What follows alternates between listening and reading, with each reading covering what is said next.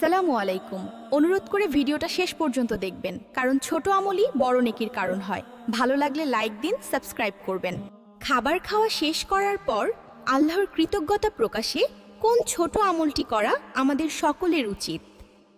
খাবার শেষে বলুন, আলহামদুলিল্লাহিল্লাজি আতআমানা ওয়া সাকানা ওয়া জালানা মুসলিমিন। এটি পাঠ করা অনেক সওয়াবের কাজ। নামাজে 2 সিজদার মাঝে বসে কোন ছোট দোয়াটি পড়লে আল্লাহ তাআলা আমাদের সমস্ত গুনাহ মাফ করে দেন?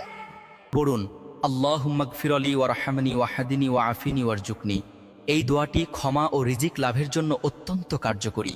মসজিদে ঢোকার সময় কোন পা আগে দিতে হয় এবং কোন দোয়াটি পাঠ করা সুন্নাত? সঠিক নিয়মটি জানাবেন কি? ডান পা দিয়ে মসজিদে প্রবেশ করুন এবং পড়ুন, আল্লাহুম্মা ফতাহলি আবওয়াবা রাহমাতিক। এতে আল্লাহর রহমতের দরজা খুলে যায়।